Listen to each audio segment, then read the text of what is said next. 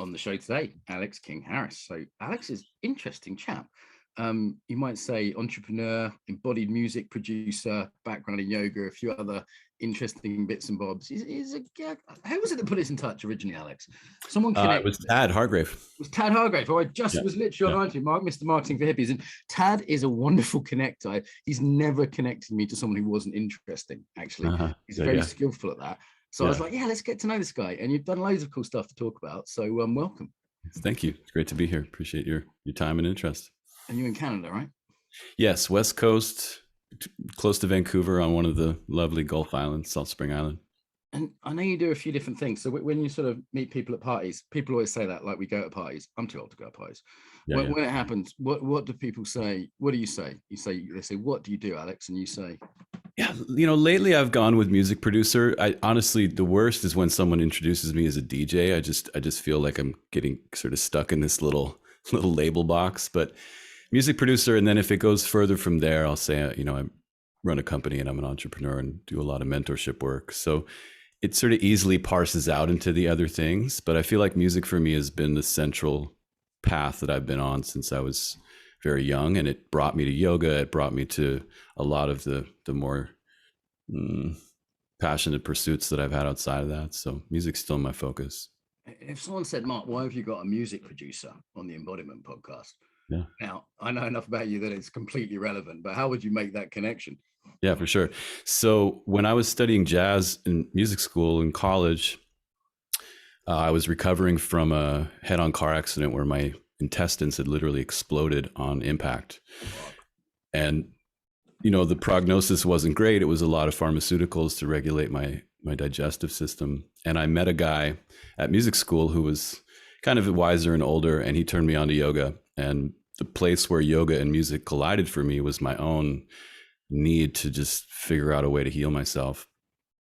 And what I noticed pretty quick was that the kind of music that I wanted to make to help me relax and get into my breath more and help my body relax was something that the first few yoga teachers I met were really interested in. And that was sort of mid 90s. So there wasn't a lot of contemporary good yoga music out at the time. Yoga music back then was a bit cheesy. Okay, we're going to come to yoga music as a thing in a minute, but before we do, music itself we take for granted. Like, it's piped everywhere on the radio and taxi, and you can just put it on your phone. But it's always struck me as a kind of magic. It's a bit weird. Like we take it for granted, but if we step back and go, what is this? There are sounds, and then feelings get created. Yeah. Like what is music in that way? I kind of almost want to step back before we go into specifics. I think it's unexamined. That's great. Yeah, music is a map of frequency, and there are patterns and relationships and ratios in that map that relate to natural structures that remind us of who we are and where we come from. And I think in this disembodied time, to have harmonies and rhythms and sounds that bring us back to sort of our roots, both culturally and genetically, it's a powerful tool to become present again, to our sort of our nature. And one of my first deep studies in this when I got out of music school was taking a yoga teacher training with a teacher who was doing cancer therapy with yoga and music together. And he'd built vibroacoustic furniture. So he had bass wave generators on massage tables, and we would take cancer patients and put them on the table and start kind of producing low bass and then producing higher mid-frequency sounds and high sounds, and just watch what would happen to their breath and to their pace of their whole body language to just start to shift. And that was when I realized what works, what doesn't, what the tools are, why music is the way it is. And it sort of goes beyond stylistic choice and more into just what frequencies do to your body, how they relax you, how they kind of restore you back to homeostasis. And there's a very esoteric study of that you can go very deep into, but yoga has kind of mapped that out in a way. Right, and it's actually it's not counterintuitive to most people to think that music can change how you are, because that's why we listen to music. There isn't a practical, inverted commas, reason to do it other than that, right? And people will pay money for music. They'll go quite far for music. They, you know, I remember when sometimes I come off a retreat, it's one of the first things I want to listen to some music. You know, and if you haven't listened to music for a while, you're like, this is amazing. This is better than drugs.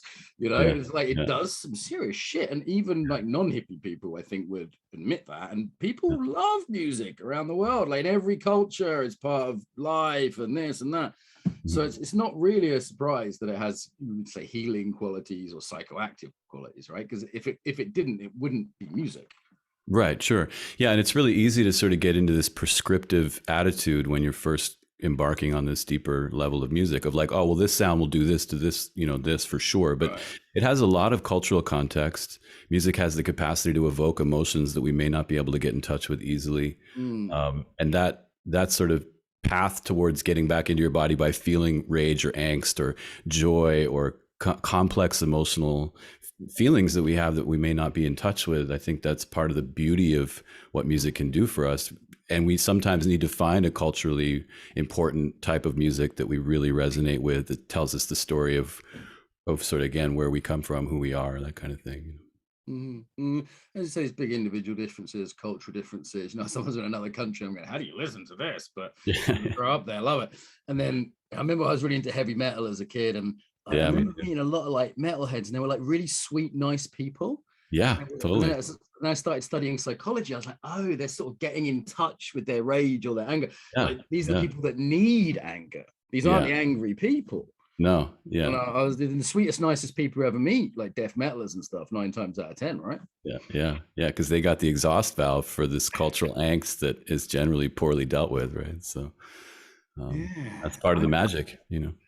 And then there's the sort of Eastern traditions, right? So, for example, yoga, sound healing, or certain sounds are to do with certain chakras or whatever. It's a kind of quite heavy esoteric study there, right? If you want to go into it. Yeah, and that helps when you want to have a theoretical background for how to translate contemporary songwriting ideas into sort of some of these ancient maps that are used not in just music, but also in temple architecture, and nature uses them all the time. And you know, visual design, there's a lot of proportions that help you become a better composer that I think can appeal more broadly to a much wider audience, because you're sort of getting into touch with some fundamental truths. But one of the best yoga classes I ever took started with a Rage Against the Machine track. And I was so perfect because I was at a festival where it was too nice. Right. And the teacher figured that out, and he just was like, I'm going hard. And the vibe in that moment was so dope, and everybody hit their practice like it was the last thing on earth they were going to do. And it was amazing. You know, it really woke me up to the idea of not getting too, I suppose, too narrow in your focus of what you think embodiment music is, you know, basically like spiritual music is some fucking panpipes or some Asian shit. Anything else, right? Like, you know, spiritual music is sort of reduced to the sort of one food group, one might say. And again, knowing the culture is an important part of that. So, you know, I went to Japan for a while and spent time there, and they have a very different need around music and how it relates to embodiment because of their culture. And one of my favorite stories was a Tibetan monk was taken to some very famous, like the Berlin Philharmonic, and he listened quietly the entire time.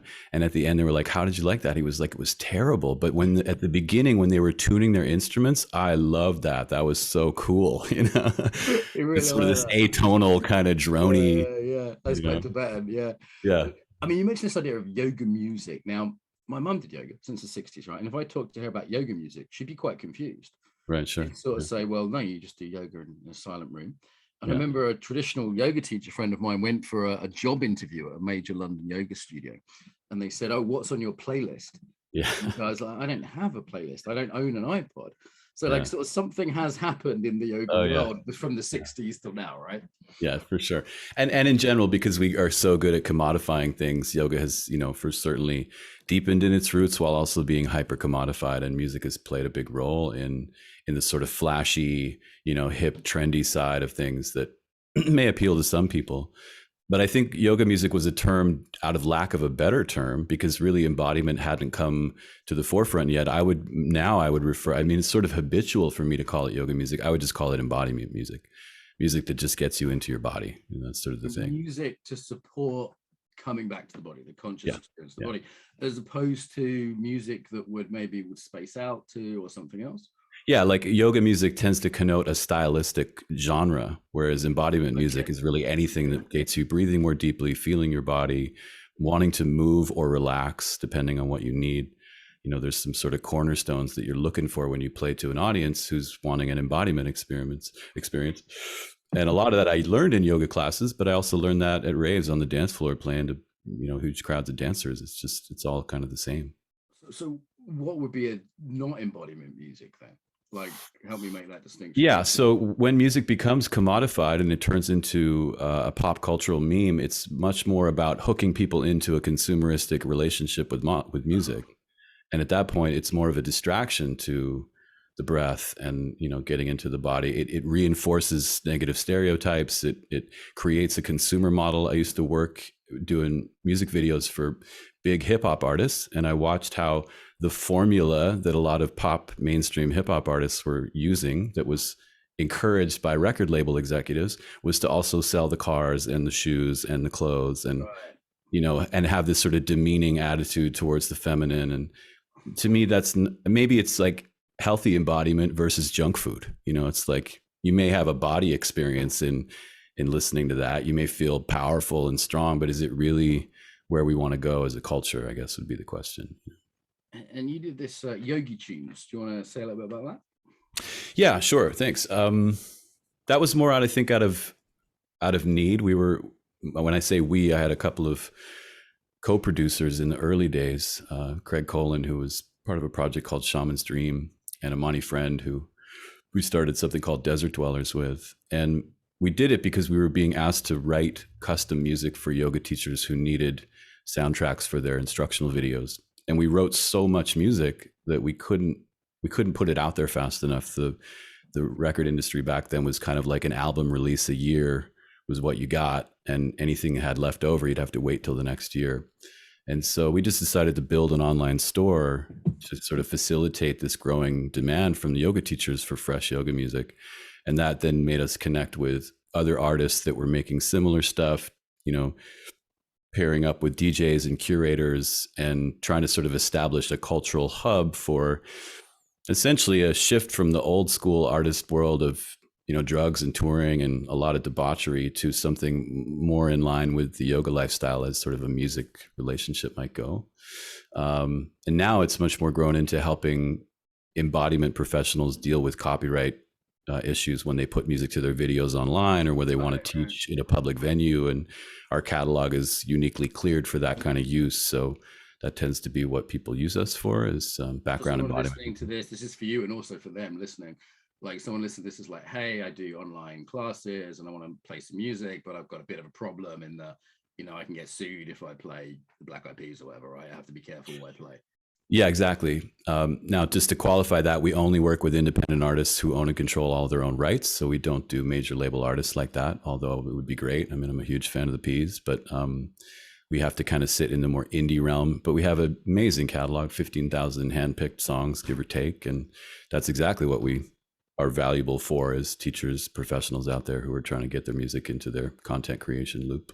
And for someone like me, who's like embodiment professional, love music, but I'm not like that into it in a way, right? Like it's not like a specialism or real skill. How is it cataloged? Is it like by emotion, or like we have a DJ at a lot of our events, right? Mm-hmm. And what he comes up to me and he says, how do you want them? Mm-hmm. And what he means is, what emotion would you like me to encourage and evoke in the break for you to teach afterwards as a bass drum? How do you want them? You know, mm-hmm. and I'll say, well, they seem kind of down. Let's energize people. Let's play some faster music to energize people, because after the break, I want to do something uplifting, right? Mm-hmm. Yeah. So like that's how we do it, one to one. How would you do it with a system like this? Yeah, so we mainly start with activities. So you can basically say, I want a 60-minute, you know, gentle flow, and that will give you a bunch of options of DJ curated playlists that are going to take you on a softer arc. You can increase the intensity by choosing a different style. Like if you want, you know, sort of a power type flow, then it's gonna peak pretty high and come down. So our model tends towards the playlist curation, and then it has tags underneath that sort of evoke different moods, if you would. If you want to build your own, we have a mood section where you could just go in and pick music that's in a certain mood and compile your own playlists. And that kind of combo of pre-curated playlists and a genres and moods section where the words that we use to describe them are more kind of in the context of embodiment rather than like traditional music genres. That works quite well for our audience. I realized this years ago, like when I go to the gym, for example, I wouldn't really care if it was like Irish fiddle music, punk music, Wagner, as long as it helped me through the gym. Yeah, it wasn't really the genre I was looking for. You know, there's some heavy metal, there's some hip hop, there's some you know, there's some classical, a little bit less, but you know, there's some stuff in there that just helps me get energized for lifting weights. And like the emotional impact was more important to me than the genre in a way. Yeah, absolutely. And I think our music curators, I would say, specialize in emotional contexts. So that's sort of embedded into the way the content is arranged, especially how we make our playlists. Because, you know, a nice playlist can go through a few different flavors of emotion. Like ideally wants to leave you kind of feeling tender and, you know, integrated. But at some point you want the darker angst stuff. And we want to make it so that the DJ part of it is sort of handled and they don't have to do a lot of compiling and selecting. But if they want to go there, they certainly can. You know? I'm not a fan when I go to a fucking yoga class and they're looking at their iPod the whole time. Yeah, for sure. Your concentration's in the wrong place there, mate. You know, totally. Sort that out beforehand, you know? Yeah. There's an art to that, though. Like, I appreciate a great 5 rhythms teacher, for example. You know, I don't do that myself when we have events. I get someone in more skilled in that. Yeah. Okay, I mean, I'm trying to figure you out, Alex, in a way. You've had an interesting life. You did gymnastics, right? Like competitive gymnastics, martial arts. You've been a sort of bit of a rock star yogi at one point, right? You did the whole, what was that like? It was great. I mean, I think being rising up in that scene, it's different than the mainstream rock star scene because, again, you're dealing with an audience that has some sense of personal empowerment, and that's where they're going. So they're not giving themselves away to worship you, which can be very dangerous. For me, my ego does not need pedestals and projections of like godliness. I just, the acknowledgement and the appreciation fuels the creative process, and that's great. And there's an intimacy when I'm performing to even, you know, some of my bigger classes, I think were 700-800 people at a festival. And I still feel like there was an intimacy and a connection with everybody there and an appreciation for the role that I played in being there of service to their embodiment practice. And so a lot of my fans, I'm still really deeply in touch with. They became really close friends. I very rarely felt that kind of weird, awkward fame thing. As a yoga rock star. Yeah, I mean, I pivoted over into playing big clubs for a little while, occasionally. DJ, right? Yeah, DJ. I play like a live DJ set, so I have my electric guitar and I'm singing, and I'll play my own music, and then pivot into DJing, and you know, kind of go the gambit and do something that people haven't seen before. And I think when people are inebriated and drunk and high, they really tend to want to worship you because they want to feel like you seem to feel, you know, and that's just not my jam. That would have been bad for my ego. Yeah, and you're being modest and Canadian about this shit as well, right? But you've done some stuff like Canadian team, I think, gymnast, right? That's pretty. Yeah, I competed nationally. I went to like the National Olympics in gymnastics. I won a lot of medals. I was certainly, and it was a really interesting experience actually, because I trained from quite young. I was 7 years old when I started. And I went into competitive gymnastics almost right away, where you're training, you know, 3 times a week, 2-3 hours a day. You've got coaches, you're building a whole repertoire of, you do 6 apparatus, and you're getting a lot of instruction in flexibility, strength building, balance, rotation, gravity. And for years, I didn't think I was that great. And this is sort of like built-in, maybe Canadian modesty, but there was also a lot of bullying in my team. It wasn't very healthy. And one day after a coach really connected with me, he was a guest coach and he was a national certified like Olympic coach. And he came in and he kind of saw me and he was like, "What's wrong with you, dude? Like, why are you holding back?" And, you know, at that point, excuse me one sec. At that point, I made a decision to commit to myself 100% and just sort of ignore all the rest of it. And it was a very unique moment of realizing that I knew myself better than anybody. I knew my body. And as long as I stayed committed to me and forgot about all the social pressures and all this, that I might have a better experience, more fun, more joyful. And in that moment, I became the best gymnast in the club and started winning all the medals. And it was literally one moment to the next. My coach was just like, "What happened to you?" And I was like, "I don't know. I just decided to have fun with it and be myself." You know? Be yourself is a big move. It's a bigger move than this phrase might suggest in some ways, isn't it? Absolutely. It was a powerful lesson. You know? You've also, I'm looking at I've got some notes here. You sent me, you've worked with famous Outkast and Sting and music videos for the famous people. You've kind of been a yoga rock star. You've been a successful gymnast. And also, you're doing yoga. I know you're doing original play with Fred Donaldson, who I played with years ago in Poland and absolutely loved it. I did a 2-day You played with Fred? Yeah, in Poland years ago. And I like Yeah. his work was a real inspiration for me. Like he's from Aikido background a little bit. Yeah. So yeah, he's full black belt. From the Aikido world 20 years ago. Amazing. So, he's coming out here this spring, actually. Yeah, I'm going to host him here at my retreat center in the spring. I remember I read an article in one of Strozzi's books about him playing with wolves. I was like, I have to meet this guy. This is interesting. Yeah, that's a great story. Oh my goodness. Yeah, the alpha male took his head and pulled it down to the ground to see if he would relax or not. And the moment he just became playful and soft, the wolf let him play with his cubs, and it was like nobody goes in to hang out with these. They were in a recovery center. They'd been trapped. Anyways, it's a wonderful story, and I think to sort of tie it all together. Yeah, that's what I mean. What's the red thread? That's what I'm trying to get at. Entrepreneurship as well. That's not very hippie in some ways, No, I've been me, you, and Tad. That's about it. So it's like, what ties it all together? I'm like, who is this guy? Yeah. Well, I think a couple things. Parents who are very supportive, right? Okay. I've got open-minded parents my mom's an artist and a painter, painter, poet, dancer. They were both educated in Cambridge. My dad's a veterinary surgeon. They have a lot of privilege, but they have a lot of generosity with how they parented me. And the moment I showed interest in something, they were very unpressured about how they helped get me into it and structure it for me, and very considerate of my needs and not overly prescriptive of how they wanted me to be. And so that opened a lot of doors for me, to just try things out and feel free to explore them. And my dad had a great record collection, best music collection you could imagine. So those things kind of mixed together. And I think then I hit the tragedy wall, and it was the physical trauma that came from not only my car accident, but a couple of other doozies in my teenage years and early 20s. One heavy duty close suicide, another really bad love triangle, domestic violence. I almost got nearly beaten to death by someone with anger management issues. It just kind of broke me in just the right way to make me really humble, really close to my own death, really aware of the preciousness of what life is. And I had enough tools and resources from my upbringing emotionally to start exploring that unconditionally and not holding back, It's a sweet spot. You've clearly done a lot of things well and had success in different areas without being too graspy about that from what I hear. Like, there's a sweet spot of I've got enough support, like you mentioned your parents, right? And enough tools, resources, like inner support, we might say as well. And then, it's very people broken in just the right way. Or it's like, I see this with people because if they're smashed too hard, they just don't recover.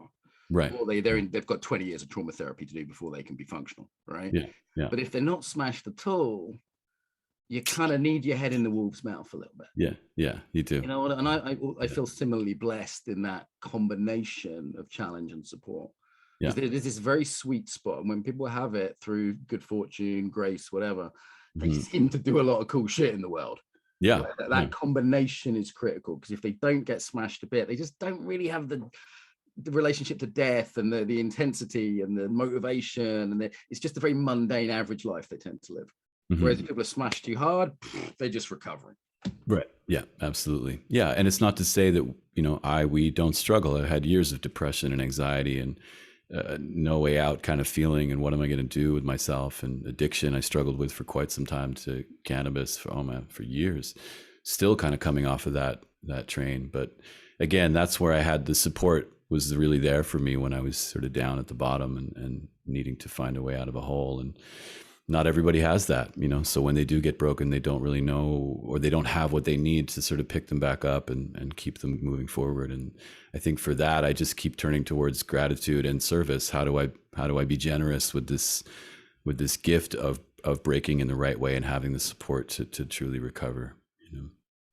something about not getting too attached to an identity as well. Because for example, I know people who are super into the sports identity, and that limits them their whole life, even if they stop doing their sport 20 years ago, or they get into the hippie identity. They're like, right, now I'm a hippie, I'm alternative, I'm a yoga person, whatever it is, and or I'm a musician. That's a real serious identity for some of my musician friends. A hard one to let go of. Yeah, they make sure there's always a guitar in the room and it's in shot, So it's like that. I'm just fucking with you now.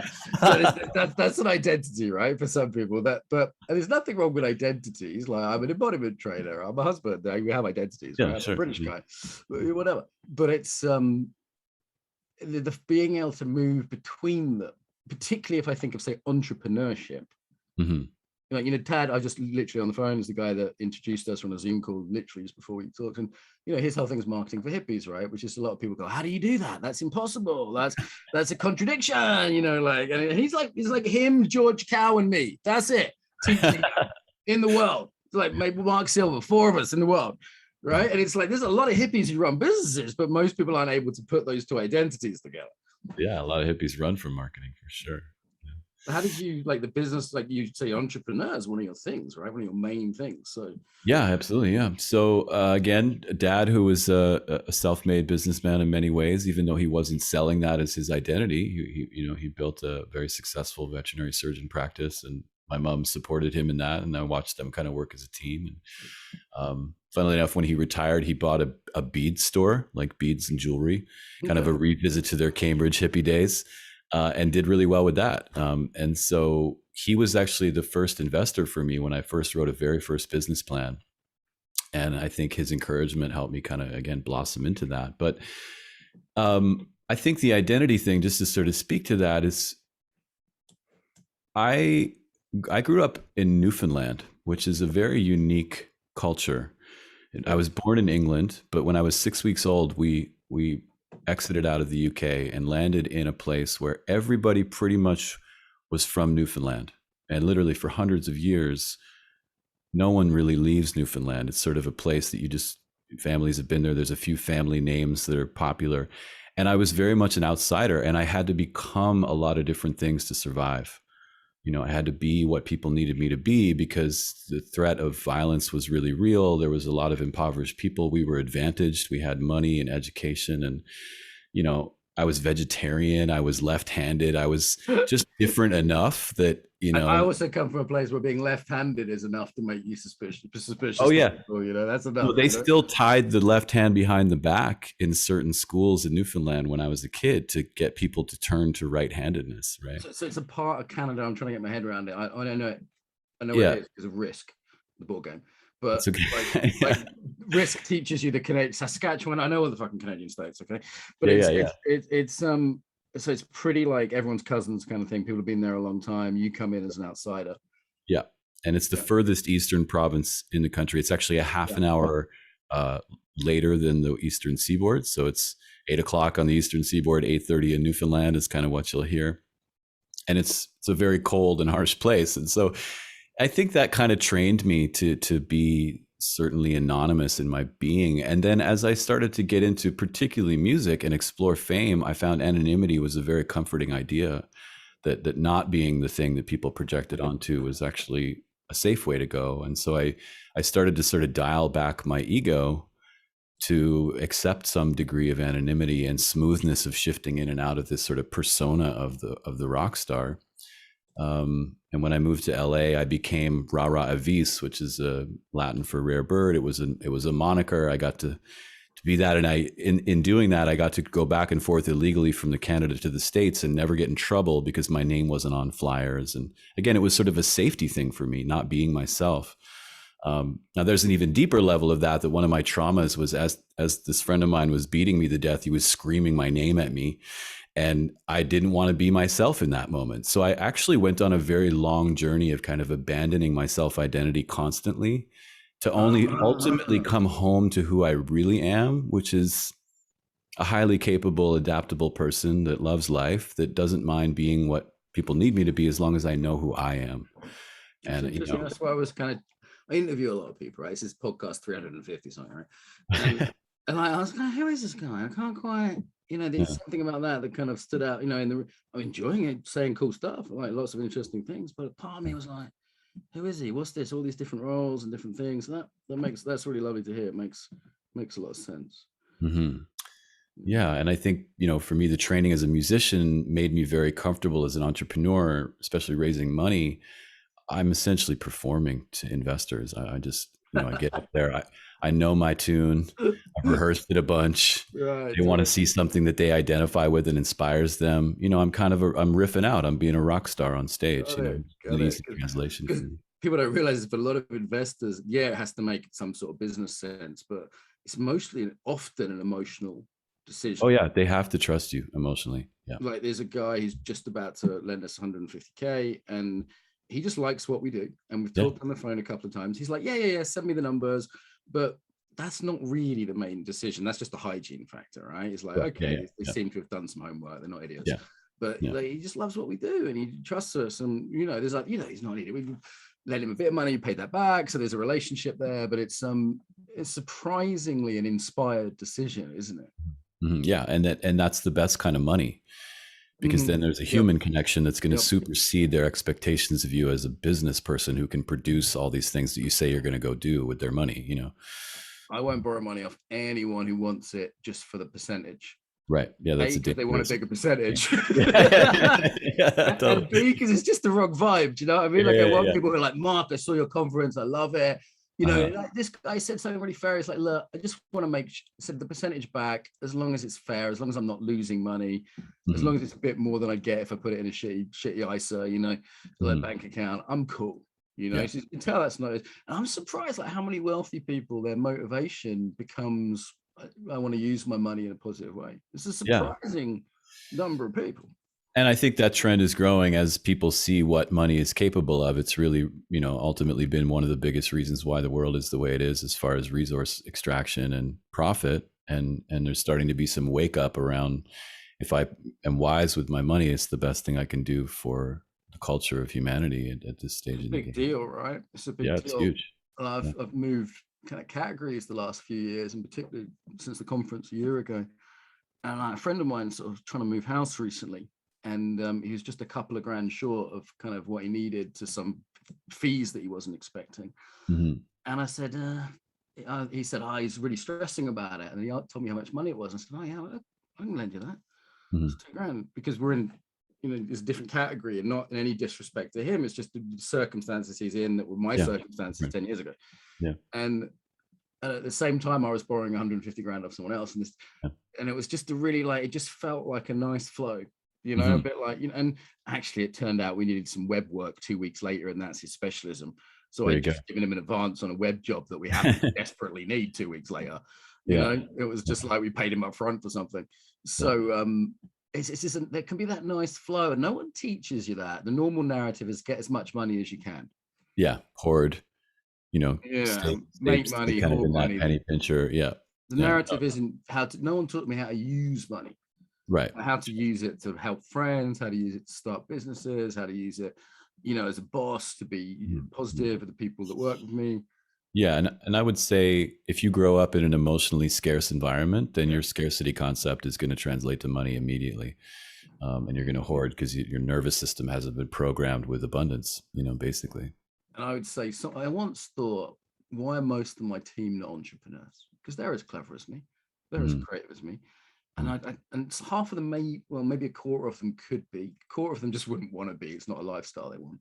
I reckon about half of them is they haven't sorted that out. So there's too much fear around risk taking. And they go, you know what? I'd rather be paid less, and whatever the thing is. I'm not saying it's an illogical choice. Sometimes I think they made the better choice than me. But I also go, but wouldn't it be nice if they had a choice? Because it often looks to me like they're smart people who haven't quite shifted that piece where they could be. I mean, entrepreneur is just ultimately someone who can self-regulate well enough. For a large amount of money and take risks. That's basically what being entrepreneurial. Like the joke at the conference was, what's Mark's job? Being able to sleep at night. That was always the joke of the conference. And it's like no one else can sleep at night and under the same circumstances. So it's that seems like, I don't think people realize as an entrepreneur there's intuition, There's a lot of relationship stuff, as you said, like doing your performance. There's that self-regulation. There's a lot of embodied skills to being an entrepreneur. Absolutely. Yeah, absolutely. And I think if you work yourself into the entrepreneurial realms where what you're building is of service to humanity in a good way, then the kind of support you want to attract around you is going to remind you to stay embodied in the whole process. And anytime you're hitting the wall and you go for mentorship, ideally they should be telling you to breathe, step back, stop grinding, go to nature, do the things that help you regulate, because that's going to keep your company surviving, whereas most will fail under the stress when the leaders are freaking out and coping and, you know, doing whatever they do to manage their habits. Alex, we can't talk about it publicly, but do ask me privately about the secret men's marketing cabal that I'm a part of. Yeah. Okay, great. You might get a certain handshake and an invite at a certain point. Yes, so you might like that one. And let's take it right up to what you've been doing recently. So I got a bunch of stuff from you about what you want to speak about. I was like, cool, it's what I expected. And then you went away on a thing. And then I got a bunch more stuff. So it's obviously something that's excited you, that's made you go like, and you've done some stuff. So I'm imagining you're not easily impressed. This wasn't your first rodeo, right? Yeah. So what have you been up to? Well, it's a culmination of some work that I got involved with when I first started parenting, actually. So, you know, my journey led me to a wonderful marriage that is now transitioned into a beautiful friendship. But I met this young boy at 6 years old whose father was not particularly present, and my parenting skills were ineffective right away. He was so willful in his way of doing things that escalating with him into a power struggle was pretty much pointless. You could, there's no place where he would finally bend and be like, okay, I'm going to do what you need me to do. And I noticed a lot of sort of habitual routines in me that felt aggressive and power hungry. And, you know, when I started looking at it and I related them back to my traumas, and I'm like, okay, I'm a bit of a traumatized parent right now. So how do I get out of that? And thankfully that led me into sort of traditional men's work in the Mankind Project. And I met Bill Koth. I was living in Ashland, Oregon, where a lot of that started. And there was lots of guys there who'd been through the training and had birthed a unique program for young guys, young boys, and their fathers. And it was a wonderful learning experience of how to stop struggling for power with kids, how to be curious with them. It's called power with versus power over. And you have to do a lot of self-analysis about how you were parented, how you were wired when you were young, how you guided. Out, right? Whatever. Yeah, you're all over them, right? You're all over them. Yeah. You know, it's basic behavior manipulation. And it took a while to get really honest. It took some older, wiser guys to point out my weak spots, my arrogance, which is how I cope. You know, I'm intellectually strong. I can outword a lot of people, and especially kids. I can talk them into a corner and become very mentally overpowering. And I thought that was me being sort of, you know, peaceful, but I was being very passive aggressive.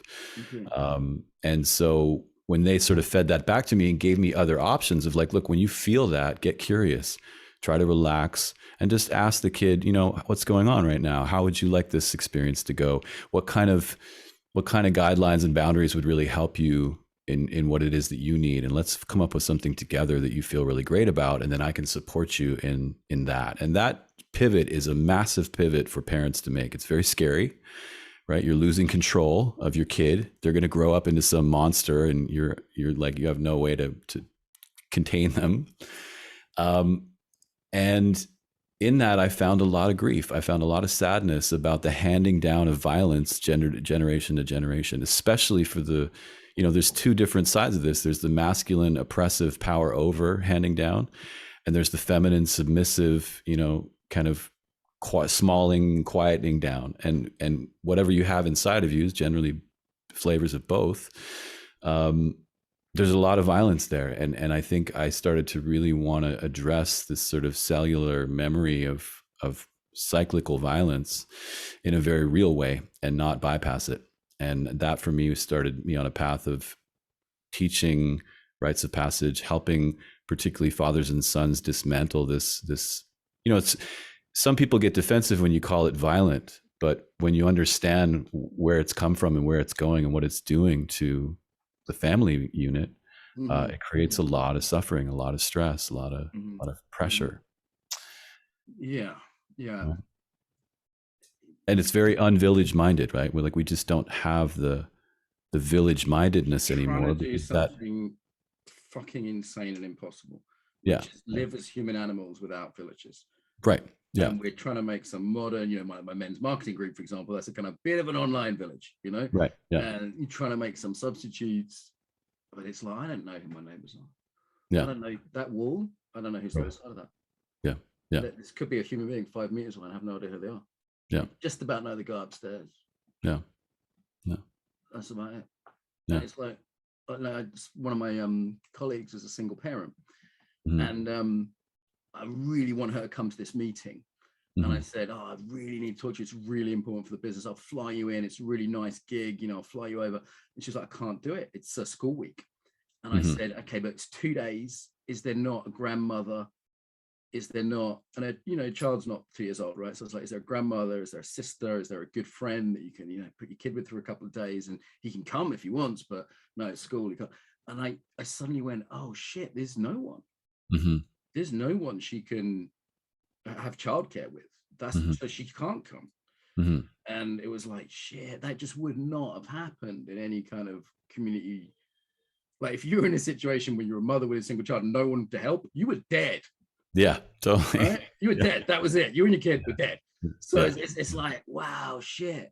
And then the trauma stuff, just really feeling into generations of, my family were indentured peasant farmers in Ireland for hundreds of years. Yeah.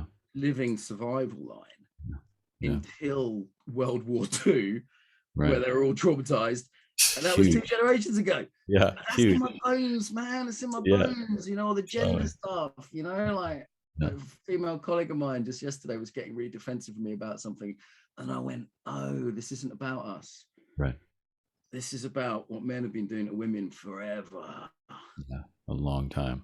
So of course she's getting hyper vigilant about this. Yeah. Yeah. Yeah. There's a lot in the bones, isn't there? There's a lot there. Yeah, there is. And it can be overwhelming when you first start to crack it open, right? You don't want to just dive in head on and try and grieve all of that. That would, I mean, your nervous system has natural safeguards because you can't tolerate that much grief.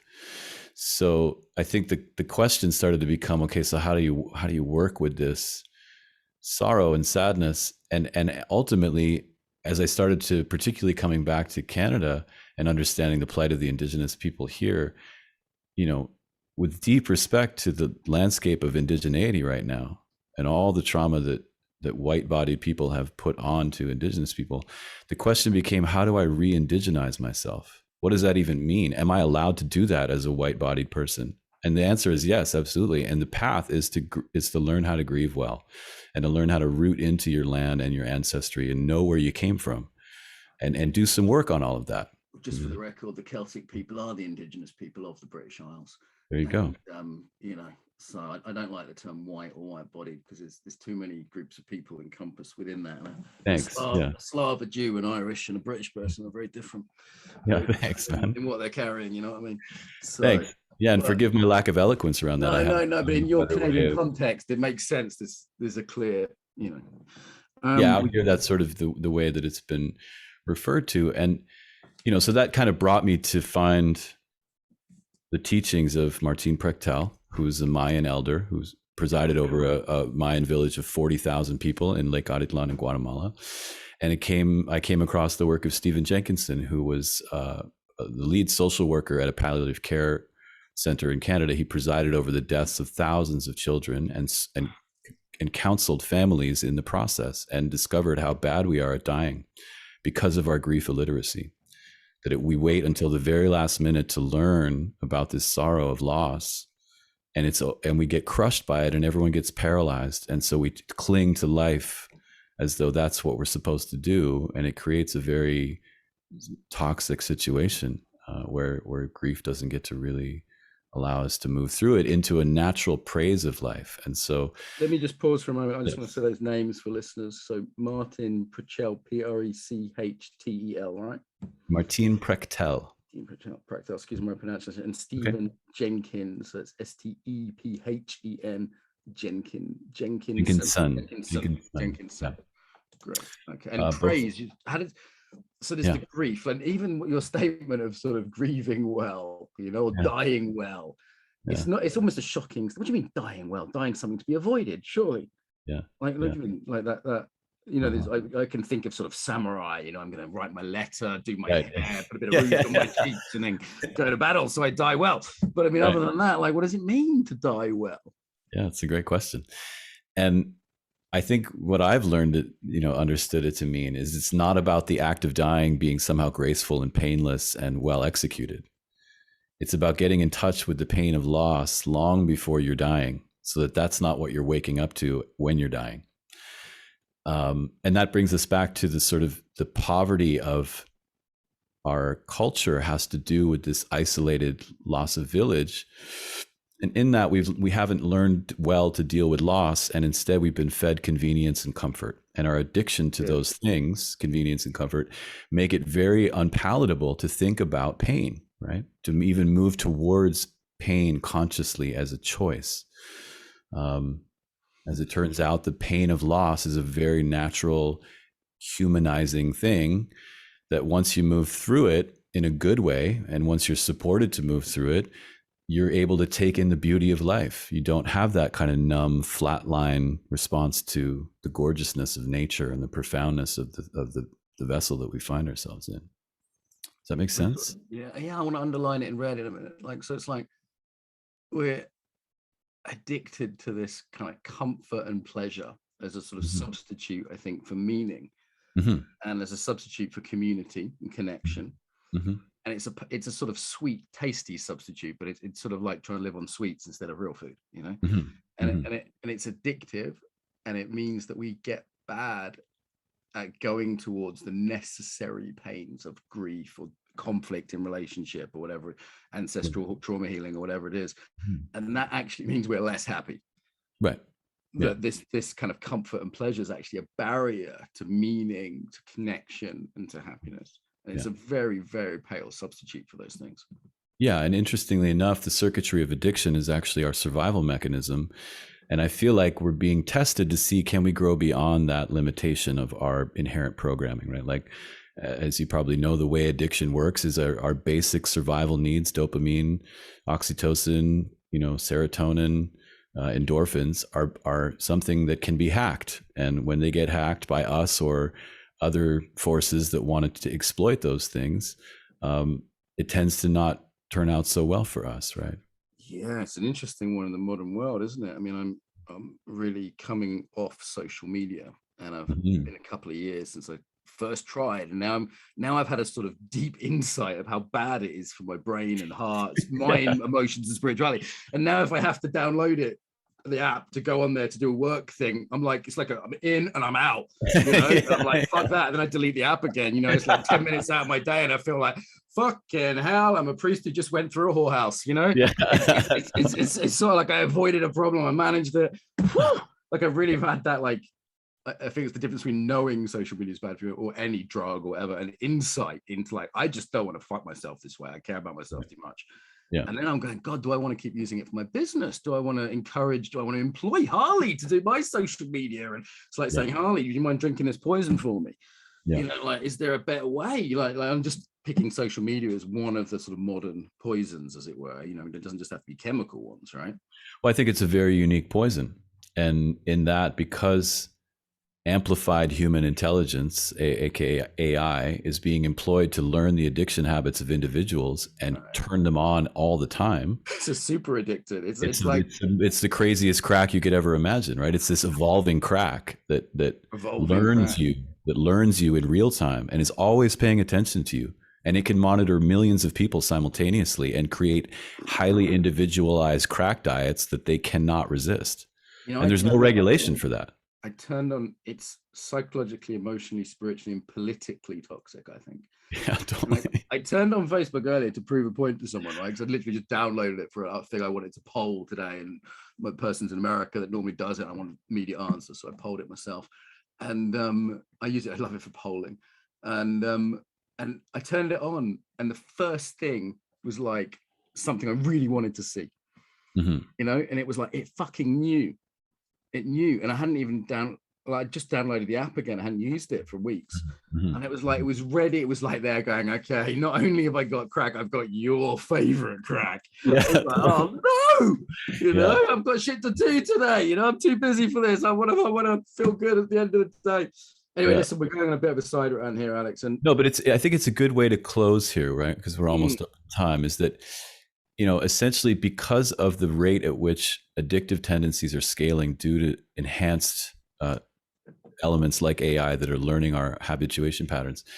When I got into, so I gave myself just a few weeks ago sort of this, you know, personal grief ritual, and I went out to nature to be in a conversation with the ocean around my grief and what I was, you know, grieving about. And I'm in this different type of conscious relationship with an entity much vaster than me that can communicate with me in real time and learn my patterns and understand me better than I could ever understand myself. The fundamental place I felt like I got to is, I don't think, like, there's this resiliency that's required in these current times to stay present, but it's not necessarily to solve the problems that we've created in the world.